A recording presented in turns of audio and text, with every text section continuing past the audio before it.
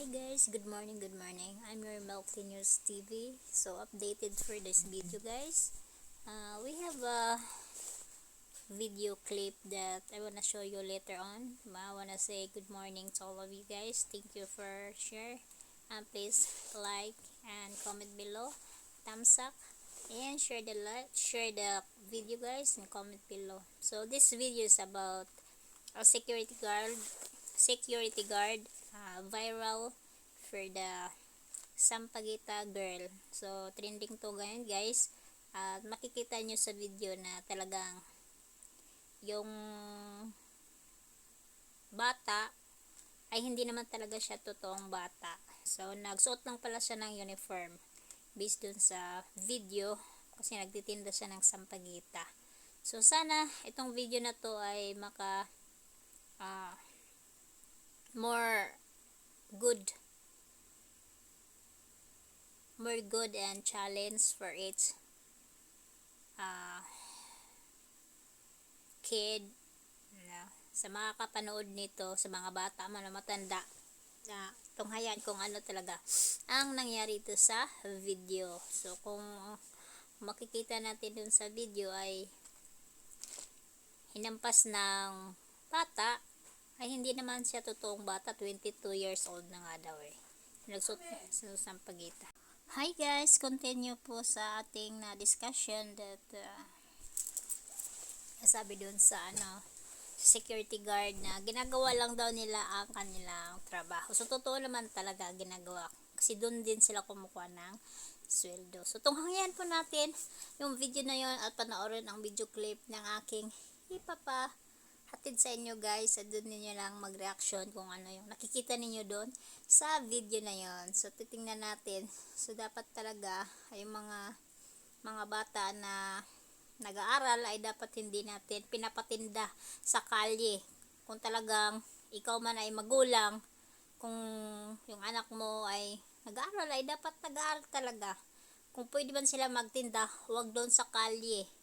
Wag dun sa mga mulmul kasi alam nyo naman talagang sisitahin sila ng mga security guard. So tama lang sa akin guys, sa aking reaction based dun sa video na nakita ko, dapat lang naman talaga na paalisin nila yung mga ganang vendor kasi bawal nga yun nagtitinda doon tapos mag-standby ka. So lumugar ka sa dapat lugaran mo.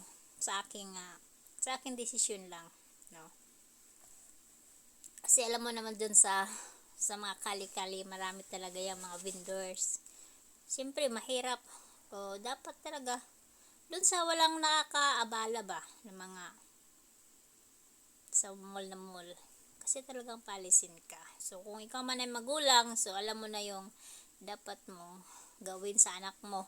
Kung ikaw man ang anak ay 22 years old na, may matandang isip ka na. So, alam mo na yung gagawin mo.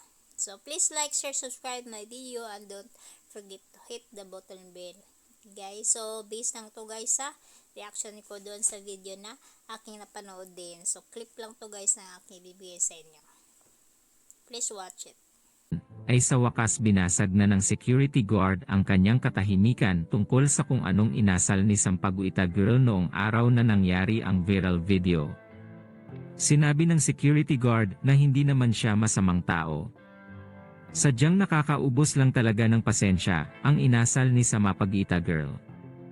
Kayo na nga ang humusga, at para sa kabuuan ng salaysay ng nasabing gwardya, panoorin natin ang exclusive video na to. Ako ng pasensya sa mga nakapanood doon sa video nag-viral doon sa batang nagtitinda ng Sampaguita. Hindi ko po yun ginusto, sinusunod ko lang po yung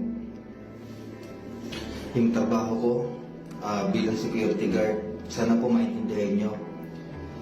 Pero doon po sa napanood ko na video, yung tatay ng bata nagsalita na. Sabi niya, isa daw siya mabait na magulang. Okay, ito lang po yung sa loobin ko. Kung magulang po kayo, sana nagpaka-magulang po kayo. Hindi niyo po sana pinapayagan yung anak niyo na nagtitinda kung saan-saan. At saka doon sa bata na sabi niyo ay bata yun, makulit. Opo, makulit nga po at bata. Sa totoo po ay nakulitan na po ako sa kanya. bilang pagsunod ko sa trabaho ko, sa pagsunod ko sa nakakataas sa akin, sinaway ko ito yung bata. Pero ayaw po magpasaway ng anak nyo. Hindi ko po talaga ginusto yung nangyari, inuulit ko po. Doon po sa nagsasabi na wala daw akong awa. Inuulit ko po, sumusunod lang po ako sa utos. Meron din pong naghihintay sa akin sa bahay. Yun nga po, sabi niya, mabait daw yun. Mapagmahal, tahimik. Magiging mabait po talaga yun, tahimik at mapagmahal kapag naubos yung pasensya ko. Pero hindi ko pa rin ginawa. Nagpasensya pa rin po ako sa bata. Yun nga lang po, makulit, ayaw po magpasaway. Ayaw sumunod sa sinasabi ko na umalis na, ayaw po umalis. Tapos yung paghatak po ng sampagitan nasira, tapos pinagampas po ko sa mukha. Sino po matutuwa sa ganun?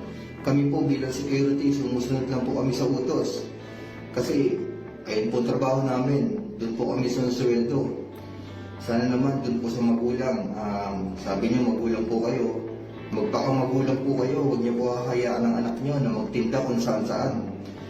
Saka sabi nila, yung iba daw dyan, nagsusuot lang ng pang-uniform para lang kunyari nag-aaral. Pero hindi naman. Ganyan po yung nangyayari dyan sa harapan ng establishment na binabantayan ko. Yun, may natutunan po ako dun sa araw na yun. Sana pa may tutunan din kayo, mga magulang. Kayong mga magulang, magpakamagulang po kayo. Kasi hindi lahat ng bata ay hindi papatulan. Kapag yan pinatulan, sasabihin nyo, mabait, tahimik at masayahin. Yun lamang po, inuulit ko, pasensya po sa lahat ng mga nakapanood ng video. Hindi ko po yung ginusto, ay po isusunod lang ako sa trabaho ko. Maraming pong salamat sa inyo. At ngayong araw na ito ay nabalita sa GMA News ang nasabing security guard. Agad naman ito humingi ng paumanhin sa nangyari.